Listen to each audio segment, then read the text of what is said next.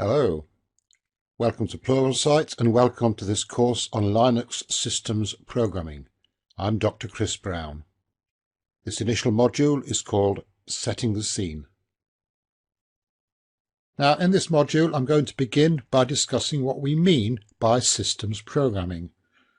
We'll take a look at the architecture of Linux through a programmer's eyes, drawing a distinction between kernel space and user space. And we'll discuss the use of system calls and the standard library in writing applications.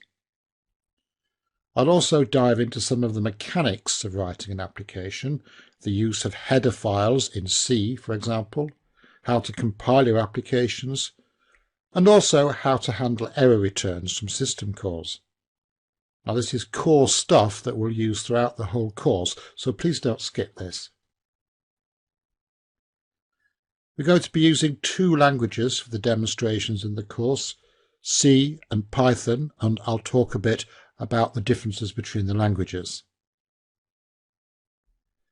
And we'll end with a simple demonstration where we'll install the relevant development tools and use them to create our first program, not literally the classic hello world, but something pretty basic.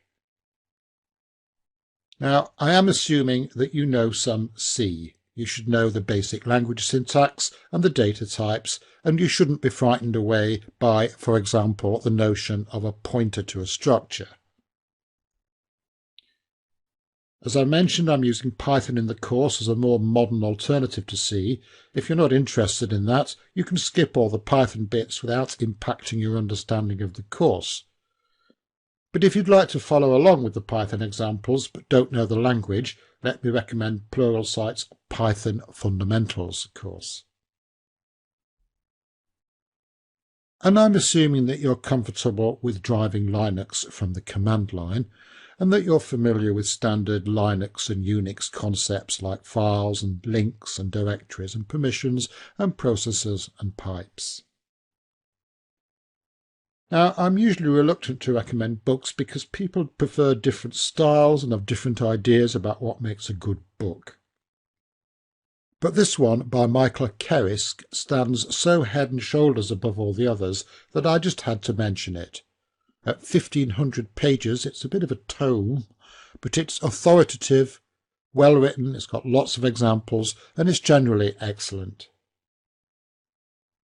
So, as I'm sure you know, the kernel is the real heart of Linux. It provides services such as memory management, process scheduling, the file system, and the TCP/IP network stack.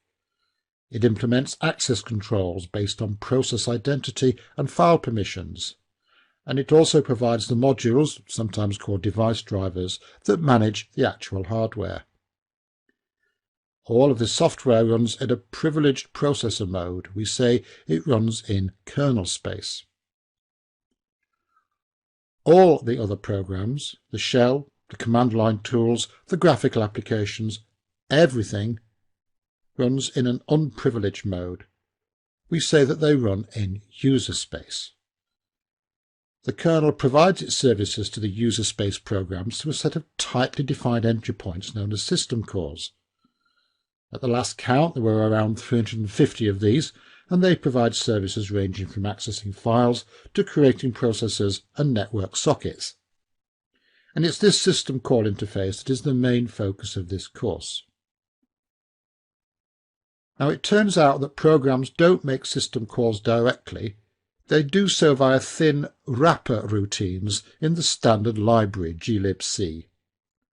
Taking the write call as an example, there's a little function called write in the standard library that simply marshals the arguments in the right way and does the little bit of magic necessary to make the jump into kernel space. As another example, consider the familiar printf routine. Now, this isn't a system call, it does all its fancy formatting in user space, but it presumably eventually calls write to actually push the resulting byte stream out.